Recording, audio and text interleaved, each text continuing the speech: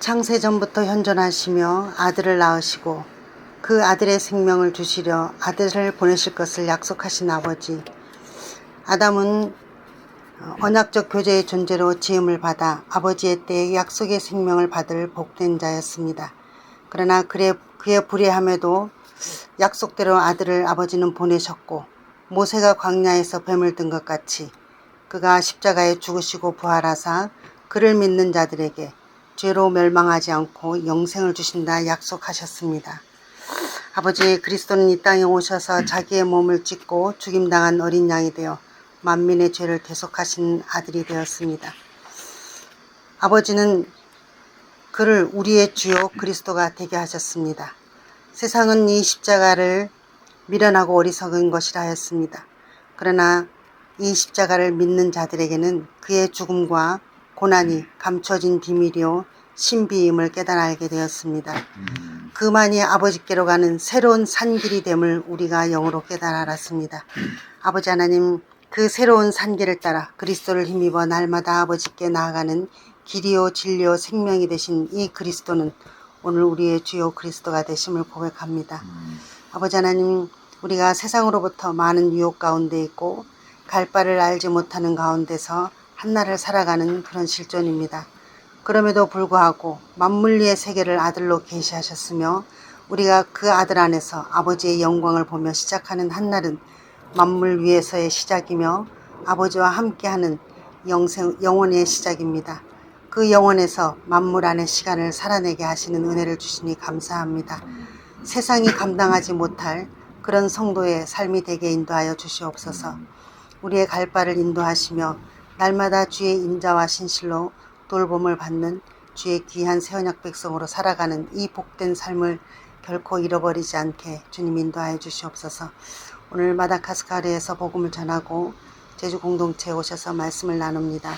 아버지 하나님, 말씀을 나누는 모든 가운데 성령 안에서 함께 듣고 기뻐하는 복된 시간이 되게 인도하여 주시옵소서. 예수님의 이름으로 기도합니다. 아멘. 아멘. 여러분, 제주 생명교회에 같이 기도하시고 협력해 주셔서 8월 1일부터 8월 10일까지 정확히 이제 10일간 사역을 마다가스카르에서 하고 왔습니다. 한인교회와 또 이번에는 그 청소년 또 어린이 캠프를 또 했고, 이제 가장 중요한 메인 사역인 현지 목회자들과 중직자들 100여 명을 호텔로 초청을 해서 3박 4일 동안 섬기면서 이렇게 세미나를 진행했습니다. 마지막 날은 이제 출발하기 전날은 거기 아프리카 마다가스카르의 가장 최빈 구락인 쓰레기 마을이라고 하는 곳이 있습니다. 거기서 나와서 자라고 대물림해서 사는 곳인데, 거기 아이들이 이제 먹이고 가르치고 돌보는 선교사님이 계세요. 거기 가서 이제 아이들에게 복음을 전했는데, 그 선교사님은 호주에서 오신 한국 분입니다. 이제 남편 의사하고 본인은 간호사인데 호주에 있을 때는 정말 잘 살았다고 하더라고요. 외제차를 굴리면서 벤츠를 굴리면서. 근데 우울증에 걸려서 거의 죽을 뻔하다가 남편 따라서 이제 와서 그 버려진 아이들을 막 친자식처럼 섬기는데요. 가서 먹이고 끌어안고 하는데 그 아이들이 자기에게는 큰 선물이라고, 하나님의 사랑이 있는 곳에 거기 하나님 계시는 것을 다시 한번 봤습니다. 좀 귀한 사역을 하신 분인데, 그 두 분이 마다가스카르에서 은혜를 제일 많이 받고 또 귀염복음 생명책도 읽으시고 또 생명의 교제도 하고 그런 또 은혜가 있었습니다. 우리 지금 계속 구약 성경을 묵상하고 오늘은 상당히 두려운 말씀이잖아요. 하나님의 칼이 임해서 모두를 전부 죽이겠다고 하는 엄포가 아니고 실제로 그렇게 죽였습니다. 지금 러시아 우크라이나 전쟁으로 한 100만 명 정도 젊은이들이, 대부분 젊은이들입니다, 죽고, 또 이스라엘 하마스 전쟁으로 거긴 또 가자지구 주로 어린아이들과 여자들이 6만 명 이상이 벌써 죽어나갔습니다. 그 땅이 없어질 것 같아요. 지금 초토화돼가지고. 그런 실제적인 일들이 하나님의 거룩한 도성인 예루살렘에서 벌어진다고 경고했고, 또 실제 BC 586년에는 그 일이 그대로 일어납니다. 왜 하나님의 선택받은 이스라엘 백성에게 하나님이 가혹하게 하실까, 이런 생각을 하게 돼요. 또 그렇게까지만 하셔야 됐는가, 그 전에 좀 돌이킬 수 있는 방법이 없었을까, 이런 생각을 하게 됩니다. 근데 하나님은 그 에스겔 선지자 통해서요, 그냥 내가 이런 형 집행과 징벌을 가혹하게 하는 게 아니고 검사처럼 말이죠. 그들의 죄악을 다 들춰내십니다.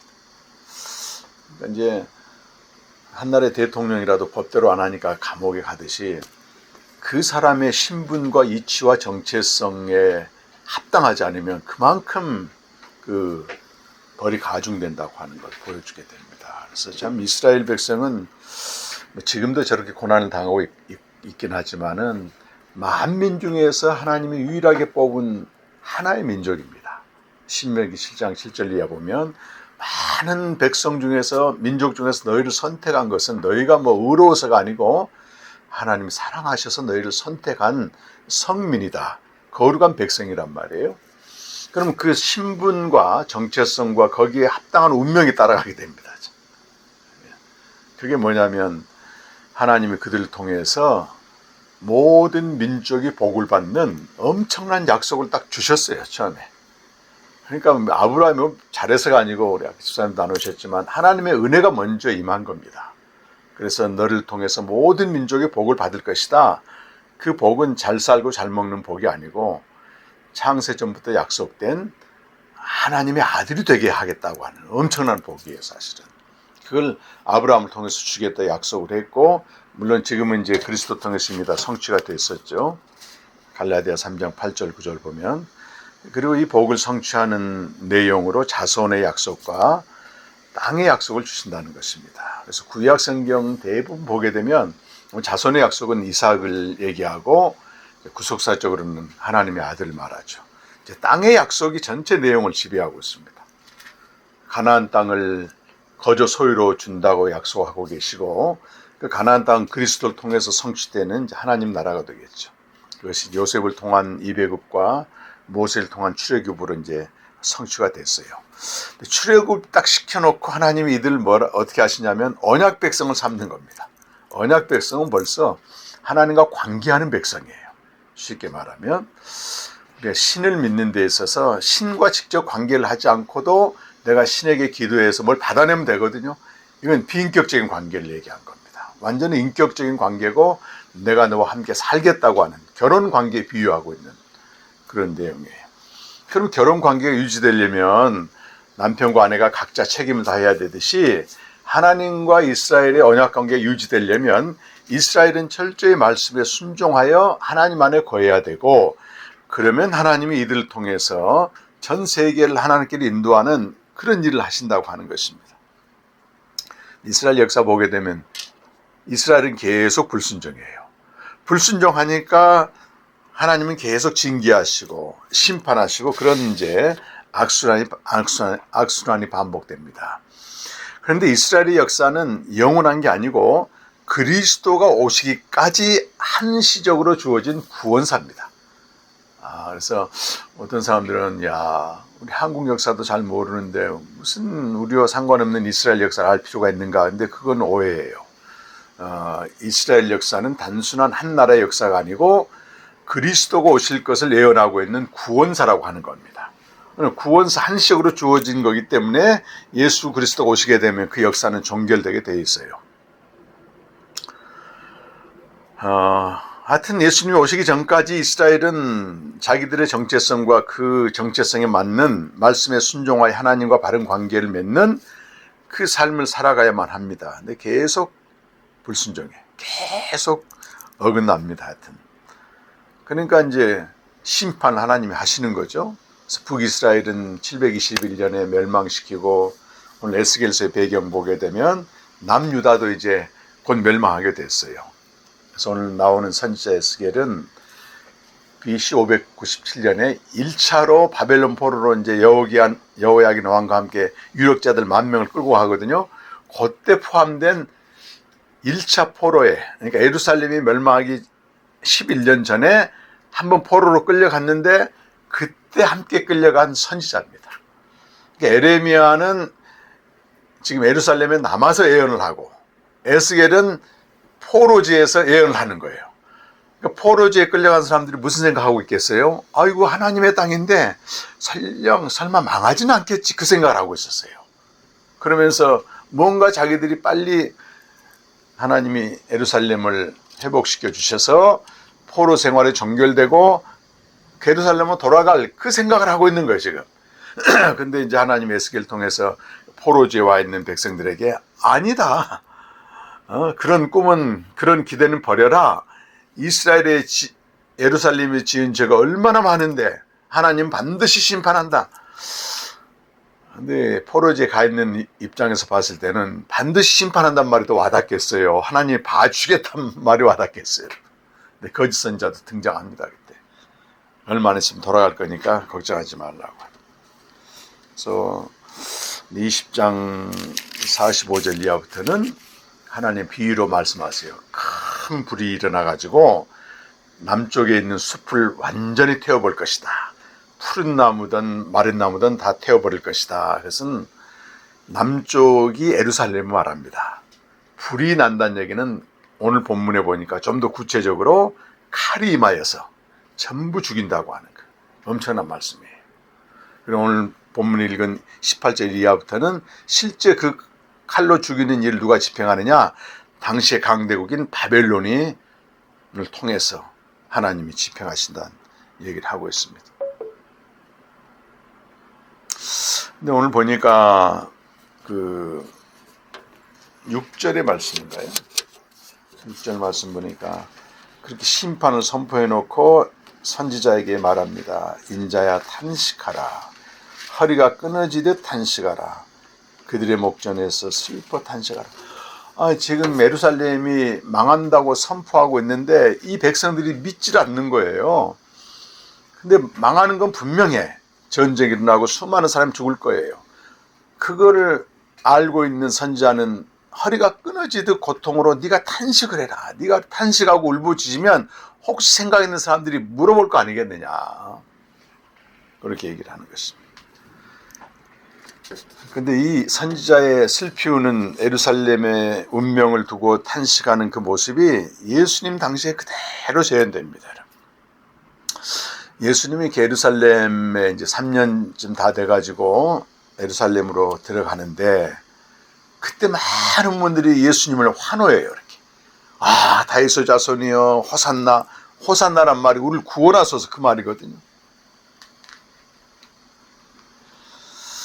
근데 예수님은 사실은 그들이 원하는 대로 그들 구원하려고 예루살렘 간 게 아니고 십자가에 죽으시고 부활하시기 위해서, 즉 구약 성경과 선지자들이 증거하는 그 그리스도를 가시기 위해서 지금 예루살렘으로 들어가는데 이걸 아는 사람이 아무도 없어요. 그냥 이제 저 사람이 능력이 있고 말도 잘하고 기적을 베푸니까 우리를 지금 억압된 억압과 고통스러운 이 식민지 사회에서 해방시켜 줄 것이고 잘 살게 해줄 것이고 철저히 사람의 일을 위한 메시아로 알고 막 환호를 하는 겁니다. 근데 환호하는 백성들 앞에서 예수님이 누가복음 19장 41절에서 44절까지 말씀 보면요, 슬피 울었다는 거예요. 그 예루살렘 성을 보시고. BC 142년에 이스라엘이 잠깐 제사장을 지도자로 하는 왕조가 생깁니다. 하스모니아 왕조가 생기고 그때에 사두개파와 바리새파와 에세네파라고 하는 3대 종파가 생기게 됩니다. 그 중에서 이제 바리새파가 그리스도 메시아가 오게 되면 바로 다윗과 같은 왕이 되어서 우리 고통과 억압에서 해방시켜주는 정치적 메시아를 다 가르쳤어요. 100년 동안. 그러니까 당시 유대인들이나 예수님 제자들까지도 메시아하게 되면 딱 고정관념이 뭐겠어요? 전이해가 우리를 잘 살게 해주고 우리 문제를 해결해주는 그런 메시아를 기다린 거예요. 잘못 배운 거죠. 그리스도를 정확히 모릅니다. 이 사람들은. 그냥 그렇다고 자기들 책임도 별로 아니야. 왜냐 그렇게 배웠으니까. 그러나 성경대로 오신 그리스도가 아니라고 하는 겁니다. 네. 제가 지난주에도 설교를 했고 이번 마다가스카르에서 깨달은 가장 큰 진리 중에 하나가 뭐냐면 창세기 3장에 보면 계명이 주어지니까 죄의 세력이 뱀의 모습으로 등장을 합니다. 그러나 누구를 속이냐면 말씀을 정확히 모르는 여자를 속이는 거예요. 말씀이라고 얘기해요, 여자는. 이게 하나님 말씀이다 하면서 뭐 먹지도 말라, 만지도 말라, 죽을까 하느라. 하나님 말씀은 그게 아니에요. 하나님 말씀을 아는 것과 정확히 하는 건 전혀 다른 차원입니다. 정확히 모르면 죄의 세력이 속입니다. 이렇게. 너 죽지 않는다 이렇게 속이잖아요. 이것을 로마서 7장 11절에서는 바울이 엄중하게 장엄하게 얘기를 해요. 죄의 세력이 기회를 타서 계명으로 말미암아 나를 속이고 나를 사망 가운데 던졌다고 하는 것입니다. 그러니까 제가 어제 우연히 그 서울의 세문안교회 이상학 목사님 요한복음 강해를 계속 하시거든요. 근데 무슨 부분을 했냐면 진리가 너희를 자유케 하리라, 그렇게 이제 그 부분을 가지고 설교하는 거 들었는데 굉장히 인사이트가 있었어요. 공감하는 분이 많았습니다. 뭔 얘기를 하냐면 너희가 진리를 알지니 진리가 너희를 자유케 하라, 그렇게 얘기를 했더니 유대인들이 뭐라 하냐면 우리는 남의 종이 된 적이 없는데 무슨 자유가 필요하냐, 이렇게 얘기를 하는 거예요. 그때 예수님이 하신 중요한 말이 너희가 죄의 종이 아니냐, 그 얘기합니다. 여기 죄의 종이란 말을 썼을 때는 로마서 6장 6절에 있는 우리 옛사람이 예수와 함께 십자가에 못 박힘으로 말미암아 우리 몸이 죄의 몸이 죽었고, 거기 그 말이 나와요. 죄의 종에서 해방되었다, 그 말이 나오거든요. 여기서 말하는 종 노릇하게 하는 죄는 죄의 세력과 죄의 힘을 말하는 겁니다. 그런데 저 이상 목사님 얘기가 그거예요. 한국 교회뿐만 아니라고 많은 세계 교회가 죄 용서받은 건 알고 있다고 하는 겁니다. 내가 죄를 지었어요. 근데 예수님이 용서해 주셨어요. 근데 용서받지 않는 죄는 죄책감이 오기 때문에 정죄감에서 해방되는데, 진짜 중요한 게 뭐냐면 죄의 세력이 뭔가를 알고 거기서부터 해방되는 게 진짜 자유라고 하는 얘기를 하는 것입니다. 근데 그 한국 교회는 거의 다 지금 죄 용서와 죄 관리 차원에서 머무르지 죄의 세력에 대해서는 거의 몰라요. 그러니까 진정한 자유를 누리지 못하는 거예요. 우리 믿는 자들에게도 죄의 세력은 계속 공격하거든요. 그래서 성숙한다 그 말은 내가 얼마만큼 죄의 세력으로부터 벗어나느냐, 단번에 되지 않지만 우리 계속 속이고 있는 겁니다. 죄의 세력이. 죄의 세력은 전문이 뭐냐면 속이고, 뭘 속이냐면 말씀을 정확히 모르는 사람, 복음을 정확히 모르는 사람, 그리스도가 누구인지 정확히 모르는 사람. 그래서 당시에 예수님을 따르던 제자들은 모든 걸 버려두고 헌신했음에도 불구하고 그리스도를 정확히 모르는 거예요. 성경대로 죽으시고 부활하신 그리스도가 지금 그 앞에 있는데 자기들이 원하는 그리스도로 착각하고 있는 것입니다. 예수님 말씀하시죠. 나는 성경대로 죽으시고 부활한 그 길 간다 했더니 그리스도를 정확히 알지 못한 베드로가 예수님을 공격하는 거잖아요. 그럴 수 없습니다. 그때 예수님 뭘 보시냐면 그리스도를 정확히 알지 못하고 있는 베드로를 속이고 사망으로 던지고 있는 죄의 세력을 향해서 사탄아 물러가라, 이렇게 얘기한 겁니다.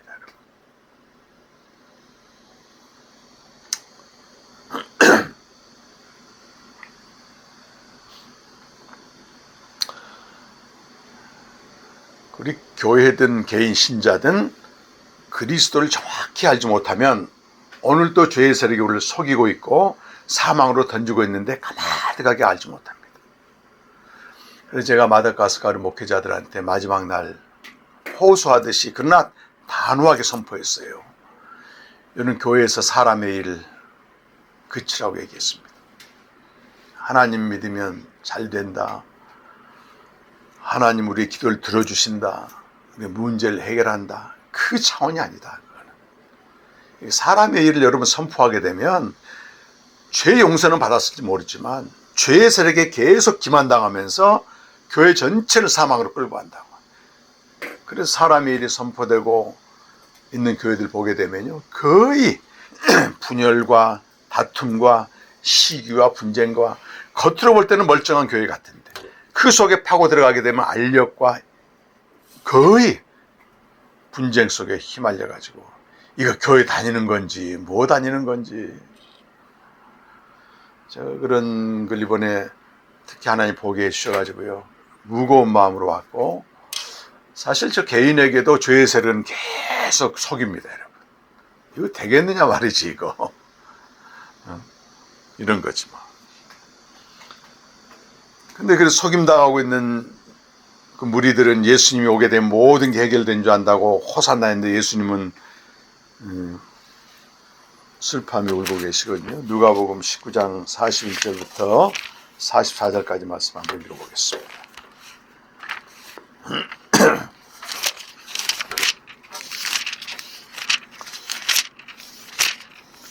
그러니까 성경을 그리스도도 정확히 알아야 되지만 말씀을 정말 정확히 알아야 돼요. 성령을 통해서. 대강 알면 완전히 죄의 세력에 속습니다. 자, 41절부터 44절까지 한번 읽겠습니다. 다 같이 시작. 가까이 오사 성을 보시고 우시며 이르시되 너도 오늘 평화에 관한 일을 알았더라면 좋을 뻔하였거든. 지금 내 눈에 숨겨졌다. 날이 이를지라 내 원수들이 토둔을 쌓고 너를 둘러 사면으로 가두고 또 너와 및 그 가운데 있는 내 자식들이 땅에 메어치며 돌 하나도 돌 위에 남기지 아니하리. 이는 내가 보살핌을 받는 날을 알지 못함을 인함이라. 여기 보살핌을 받는다 그 말 앞에 조그만 글씨가 있는데요. 밑에 보게 되면 숫자가 있고 그 심판이란 말이 나옵니다. 보살피다 그 말은 하나님이 임재하다 그 말이고 하나님이 임하시는 것은 심판을 위해서 임하시는 거예요. 지금 하나님의 아들이 임하신 것은 하나님이 임하신 거예요. 그가 예루살렘에 들어오신 건 십자가에 죽으시고 부활하셔서 사람의 일을 구하며 그리스도를 추종했던 그 모든 사람을 심판하기 위함인데 그걸 모르고 지금 환호하고 있는 그 모습을 보고 이렇게 탄식하며 우신다는 것입니다.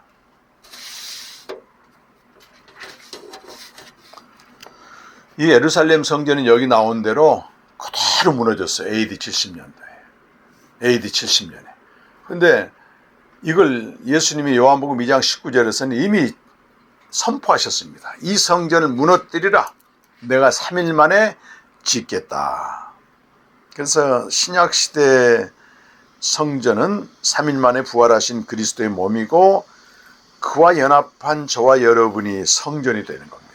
그리고 우리가 지금 모여있는 우리가 하나님의 성전이에요. 이 성전이란 말은 엄청난 말이에요. 하나님이 거하신다는 거, 하나님. 우리 각자 안에 하나님이 거하신다는 겁니다. 이걸 어떻게 세운다는 거예요? 우리가 그리스도를 잘못 알고 열심히 믿었던 걸 완전히 심판하시고 진짜 그리스도로 세우신다는, 복음으로 세운다는 겁니다.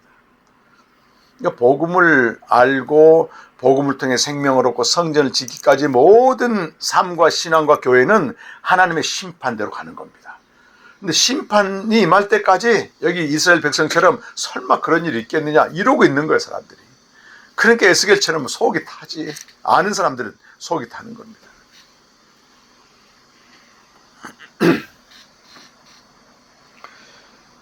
그래서 성전은 심판으로 짓습니다. 신약시대 성전은. 개인이든 공동체든 마찬가지예요. 심판을 확실히 받아야 돼요. 확실히. 대강 받으면 다시 옛날로 돌아갑니다. 옛날로 돌아갑니다. 그래서 오늘 설교 제목을 심판으로 짓는 성전이라고 그랬는데 사람의 일로 세운 교회를 심판하시고 하나님이 하나님의 일인 생명으로 짓는, 하나님의 일은 복음을 통해 생명을 얻는 것이고 생명으로 짓는 것입니다. 우리가 처음 신앙 가질 때는요, 누구나 그래요. 저도 이 앞에 있는 저도 그러고 사람의 일 때문에 예수를 믿습니다. 사람의 일 때문에 믿습니다. 베드로도 보십시오, 여러분. 사람의 일로 얼마나 주님을 열심히 따랐어요.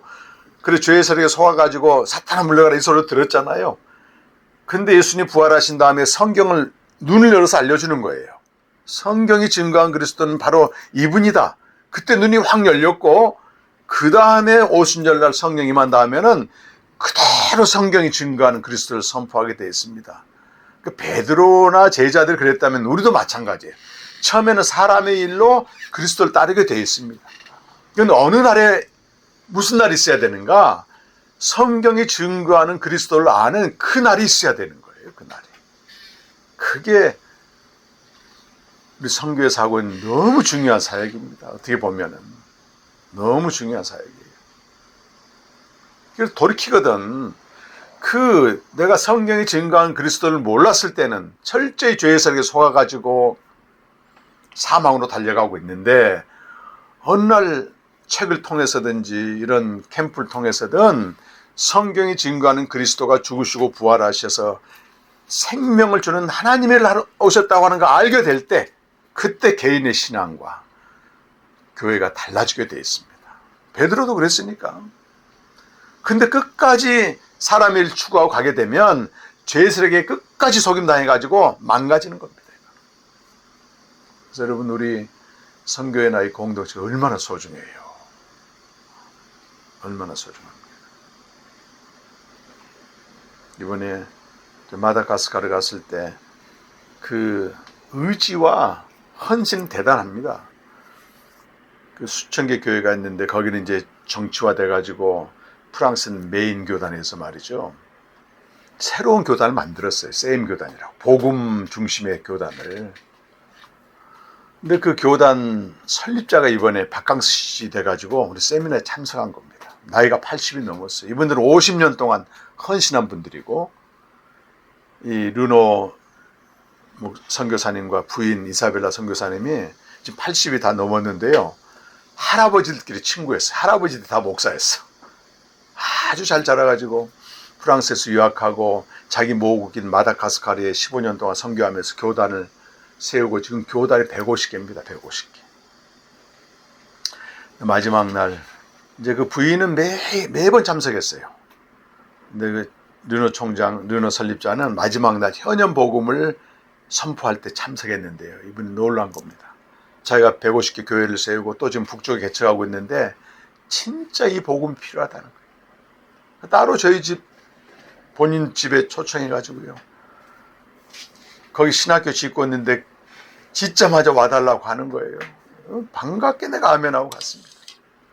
아이고, 내가 나이가 들어가는데 언제까지 돌아다닐지 몰라. 힘이 단 데까지 가겠습니다.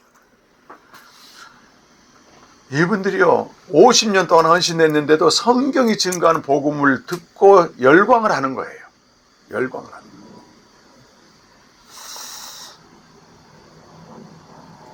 하나님의 때에 복음이 들려지면 사람의 일을 위해 신앙하던 삶이 심판으로 무너지게 됩니다. 그리고 참성전이 지어지게 됩니다. 하나님의 일, 복음을 통해 생명을 얻는 것입니다. 지금 우주적인 전쟁이 벌어지고 있는데 진리와 거짓 사이에 엄청난 전쟁이 있는 걸 우리 영어로 좀 보셔야 됩니다. 한번 봐보겠습니다. 요한일서 2장에 한번 가보겠습니다. 하여튼 죄의 세력은 처음부터 거짓말로 속이고 거짓의 압입니다. 요한일서 2장 21절에서 25절까지 말씀 같이 한번 읽어보겠습니다.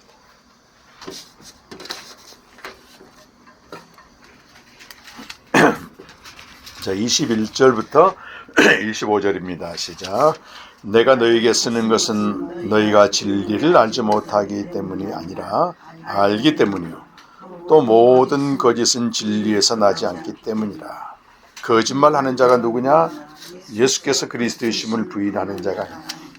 아버지와 아들을 부인하는 그가 적 그리스도니, 아들을 부인하는 자에게는 또한 아버지가 없으되 아들을 시인하는 자에게는 아버지도 있느니라. 너희는 처음부터 들은 것을 너희 안에 거하게 하라. 처음부터 들은 것이 너희 안에 거하면 너희가 아들과 아버지 안에 거하리라. 그가 우리에게 약속하신 것은 이것이니 곧 영원한 생명이라. 진리의 반대는 거짓입니다, 여러분. 지금 포스트 모던 시대에는 각자가 주장하는 게 진리라고, 진리의 일반화, 진리의 보편성으로 얘기해요. 내가 생각하는 게 다 옳은 거예요. 근데 성경에서는 진리의 반대 개념을 거짓이라고 말합니다. 그럼 거짓말이 대체 뭐냐? 너무 명백한 게 뭐냐면 예수가 그리스도의 심을 부인하는 게 다 거짓이라는 거예요. 그럼 예수가 그리스도란 말은 뭐겠습니까, 여러분? 여기 그리스도는 성경대로 죽으시고 부활하신 복음을 말하기 때문에 복음을 알지 못하기 전까지는 우리는 철저히 거짓이라고 하는 죄의 세력에 속임당하고 있다고 하는 거예요. 몰라요, 속임당하는 거를. 현상을 보면 알죠. 신앙생활에 뭐 기쁨이 있어요, 의미가 있어요, 뭐 충만함이 있습니까? 그리고 아버지와 아들을 알지 못하는 것이 바로 적그리스도이기 때문에 예수가 그리스도라고 하는 것은 복음이고 그 복음의 목적인 아버지와 아들을 아는 것, 교제하는 건데 이것이 24절에서는 아버지와 아들 안에 거하는 상태를 말합니다. 이것이 영생이라고 얘기하는 거예요. 그러니까 복음도 모르고 영생도 모르고 열심히 믿는 사람들은 본인도 모르지만 죄의 세력에 철저히 속아 넘어가면서 실제 삶에서는 사망의 삶을 살고 환난과 공고가 가득합니다. 근데 그것을 하나님이 어떤 방법으로 오늘 예루살렘을 철저히 심판하면서 무너뜨리시고 다시 복음으로 세워지는데요. 제가 경험적으로 봐도 무너지지 않는 상태에서 복음을 아무리 듣고 생명의 교제를 해도 이건 한계가 있습니다. 무너져야 되는 겁니다. 완전히 뒤돌아서야 되는 것입니다. 그래서 목회자할 때 우리 캠프 오지만 옛날 거 섞어버린 사람들은 전혀 효력이 안 나타나요. 근데 완전히 옛날 걸 무너뜨리고 이쪽에 올인하는 사람들은요, 역사가 나타납니다. 이번에도 그 마다가스카르 동역한 동역자도 마찬가지고 중동에 있는 본부장도 그러고 무너지는 것이 복이에요, 사실은. 이런 우리 제주 생명교회가 이제 이 산실이 된 게 너무 감사하고요. 우리의 또 거룩한 책임도 있죠. 더 이상 속지 말고 죄의 세력에 죄 용서받는 그 차원의 문제가 아닙니다. 당연히 그건 해야 되는 것이고 죄의 세력, 죄의 힘 계속 우리를 속아 넘어가게 만드는 이걸 볼 수 있는 눈이 열려야 되는 것입니다. 그때 우리는 진리가 우리 자유케 하는 진정한 자유를 경험하게 되고 자유의 폭이 점점 믿을수록 커져야 돼요. 어제보다는 오늘이 더 자유로워야 돼요. 근데 진짜 유아기 수준으로 나 죄 용서받았다 이것만 갖고는 안 된다고 하는 거예요. 보이지 않는 죄의 세력이 엄청나게 지금 사망으로 끌고 가 있는 걸 보고 그걸 알 때 활짝 놀라서 매일 아침마다 말씀 앞에 달려나가 복음을 통해 생명으로 사는 승리와 자유를 동시에 누리게 되는 것입니다. 이런 은혜가 우리 모두에게 있길 바라고 이 설교를 듣는 모든 분들에게 이런 은혜가 있길 간절히 축원합니다. 기도하겠습니다. 하나님 아버지, 오늘 예루살렘이 멸망한다고 하는 심판의 메시지 앞에 사람들은 어리둥절하고 또 그러지 않길 바라지만 선지자 에스겔은 허리를 동이고 슬퍼하면서 반드시 멸망한다고 얘기합니다. 예수님 당시 예수님이 예루살렘에 입성할 때 사람의 일을 구하던 많은 무리들이 환호하고 반겨 맞았으나 예수님은 정작 그 성을 보시고 우셨습니다. 성의 운명을 알기 때문에 무너져야 되고 멸망할 수밖에 없는 성의 운명을 알기 때문에 우셨습니다. 그러나 그 심판이 끝이 아니고 심판을 통해서 사람의 일을 구하던 사람들이 이제 복음을 통해 생명을 얻는 하나님의 일을 구하는 자로 바뀐 것을 보았습니다. 우리 제주생명교회 은혜를 베푸셔서 날마다 복음을 통해 생명으로 사는 진리의 사람들이 되게 하여 주시고 이 시대 우리를 미혹하고 속이고 사망을 끌고 하는 죄의 세력을 분명히 보고 분별하며 십자가에 못 박고 하나님의 사람으로 생명으로 살아가는 저희들 되게 하여 주옵소서. 예수님의 이름으로 간절히 기도드리옵나이다. 아멘.